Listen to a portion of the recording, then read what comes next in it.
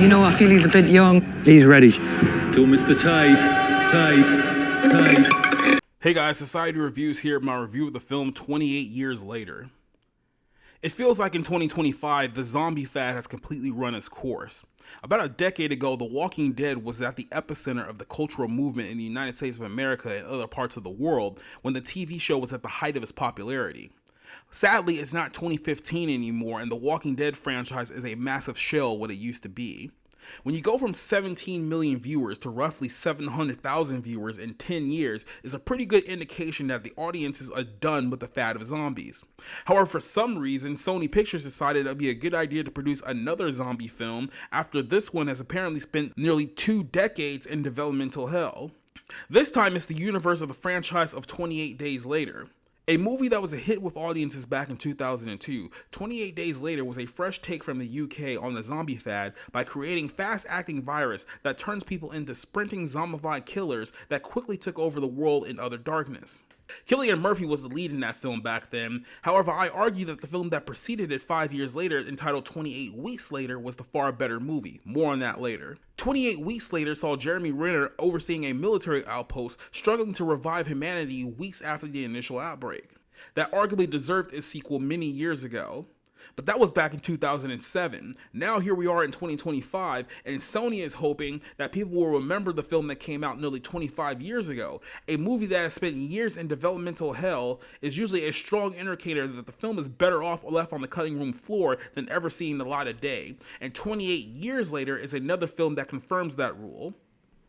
Set in a world nearly 30 years after the initial outbreak of the rage virus, and much humanity that remains barely recognizes a time that didn't involve zombified psychopaths. The story follows a young boy and his family. His mother is stricken with a mysterious illness that no one can seem to diagnose, but is only slowly getting worse as time goes on. The father, played by Aaron Taylor Johnson, takes his son out to the quarantine zone in order to train him in how to kill zombies, and one day be able to provide for himself. His hard and cold approach matches the reality of the world they live in, given the fact that it only takes one mistake to lose your life. However, the boy discovers that the father has an affair with a woman in his town. He decides to take upon himself to take his mother outside the quarantine zone to find a crazed doctor who may have information needed in order to diagnose and save his mom. The only problem is that the zombies have evolved after nearly 30 years. Not only are they faster than before, some of them are even stronger and have gained a similar sense of intelligence that makes them far more dangerous than the ones they have dealt with previously. The movie is initially sold as a coming-of-age story about a father and his son learning how to deal with the harsh reality of the world they live in. And for that opening segment of the movie, the film is at its peak. The problem is that only lasts about 25 minutes, and this film is over 2 hours long. The film becomes even more absurd when the creators decide they're going to treat you to the first ever zombie birth scene, only to make audiences question what the hell they walked into. The best way to describe this experience is watching a movie only to discover that someone has spliced in another movie about 30 minutes in, and the other movie is far worse than what you were watching before. 28 Years Later is simply an off-putting movie that gets worse as the runtime goes on.